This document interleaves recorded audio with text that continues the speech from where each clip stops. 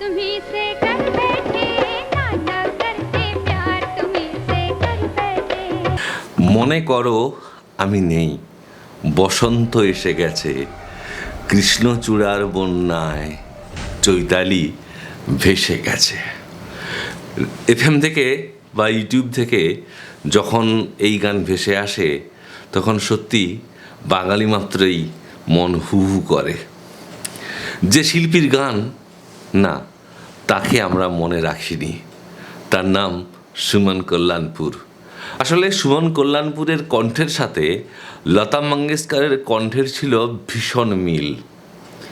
এটা হয়তো তার পজিটিভ পয়েন্ট হওয়ার কথা ছিল, কিন্তু এটাই তার কেরিয়ারের কাল হয়ে দাঁড়ায়, কেরিয়ার শেষ করে দেয়। তিনি চিরকাল লতা মঙ্গেশকরের ছায়ায় ঢাকা পড়ে গেলেন। সুমন কল্যাণপুর আদতে বাঙালি নন, যদিও তার জন্ম হয়েছিল পূর্ববঙ্গে ঢাকাতে। তার বাবা ছিলেন একজন ব্যাংক কর্মচারী, সেই সূত্রে ঢাকাতে তার জন্ম হয়। এখন আকাশবাণীতে ছিল রেকর্ডের যুগ। সুমন কল্যাণপুরের গান বাজলেও শ্রোতারা আলাদা করে সেই গান চিনতে পারতেন না, কারণ বহু ক্ষেত্রেই সুমন কল্যাণপুরের নাম ঘোষিত হতো না। কলেজ জীবনে সুমন লতার গান গেয়ে আসর জমাতেন, যদিও লতার চেয়ে সুমন কল্যাণপুরের বাংলা উচ্চারণ অনেক ভালো। কিন্তু ওই 50-60-এর দশক শাসন করতেন লতা মঙ্গেশকর এবং আশা ভোসলে, যার দাপটে সুমন কল্যাণপুর হয়ে গেলেন পরিচালকদের থার্ড চয়েস। যখন কোনো গান রেকর্ডিংয়ের সময় লতাকে তার প্রাপ্য পারিশ্রমিক দেওয়া পরিচালকের সাধ্যের বাইরে, তখন ডাক পড়ত সুমন কল্যাণপুরের। কিছুটা সময় সুমন কল্যাণপুরের জীবনে স্বপ্নের মতো ছিল, কারণ ওই সময় রয়্যালটি ইস্যুতে মোহাম্মদ রফির সাথে লতা মঙ্গেশকরের দ্বন্দ্ব বাধে এবং সেই ঝামেলার কারণে মোহাম্মদ রফি লতা মঙ্গেশকরের সাথে ডুয়েট গাওয়া বন্ধ করে দেন। তাই ওই সময় লতা মঙ্গেশকরের বদলে ডুয়েট গাইতেন সুমন কল্যাণপুর মোহাম্মদ রফির সাথে। সুমন কল্যাণপুর এবং মোহাম্মদ রফি প্রায় 140টি ডুয়েট গান গেয়েছেন, যা তার ল্যান্ডমার্ক সময় ছিল। আচ্ছা, পাশাপাশি তিনি ডুয়েট গেয়েছেন মান্না দে, হেমন্ত মুখোপাধ্যায় এদের সাথে। সুমন হেমাদি ওরফে সুমন কল্যাণপুর, যেহেতু তার জন্ম হয়েছিল ঢাকাতে, তাই বাংলার সাথে আত্মীয়তা অনেক বেশি ছিল তার লতা মঙ্গেশকরের সাথে। কিন্তু লতা মঙ্গেশকর তিনি একটা ব্র্যান্ড।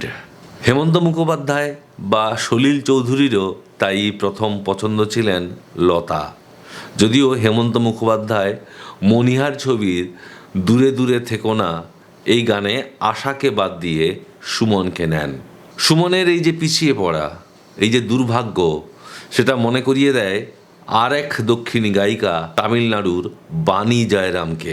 সুমন কল্যাণপুরের গান শুনে তারাত মাহমুদ খুব মুগ্ধ হয়েছিলেন এবং তিনি HMV-তে তার হয়ে সুপারিশ করেছিলেন এবং তালাত মাহমুদের সুপারিশে মঙ্গু ছবিতে প্লেব্যাক দিয়ে সুমন কল্যাণপুর শুরুটা ভালোই করেছিলেন।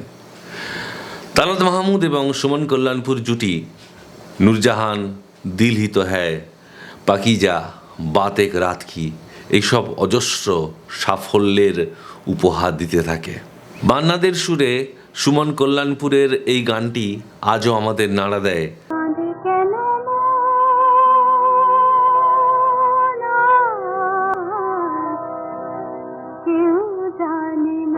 এইসব গান শুনলে মনে হয় সত্যি সুমন কল্যাণপুর ব্রাত্য রয়ে গেছেন।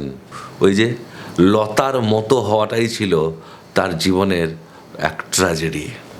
শোনা যায় লতা মঙ্গেশকরের একচ্ছত্র সাম্রাজ্য বজায় রাখতে এদেরকে বাদ দেওয়া হয়েছিল। এক কিংবদন্তি গায়িকা আরতি মুখোপাধ্যায়ের দাবি ছিল অনেকটা একই রকম।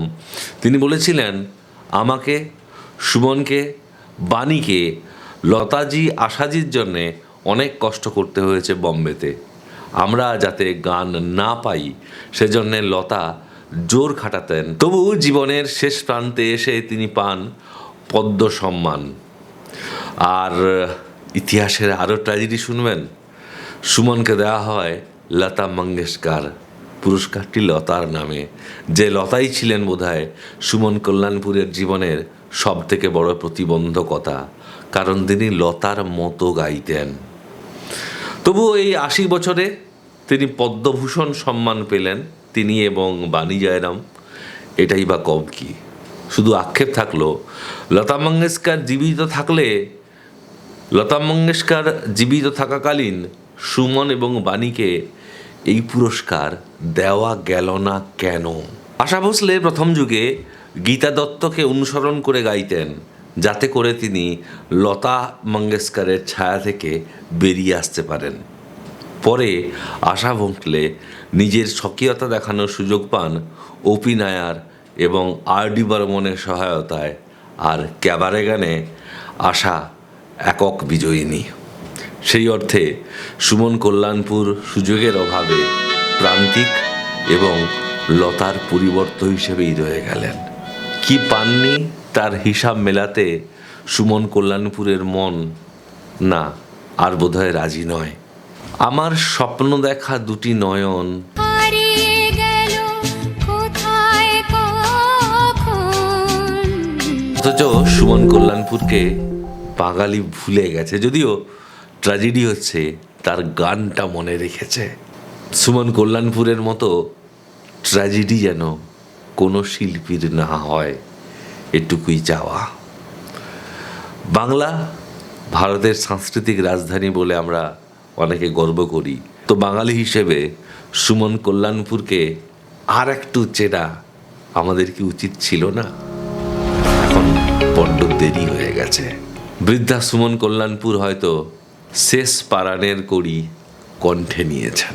ভালো থাকুন, ভালো বাংলা গান শুনুন। নমস্কার।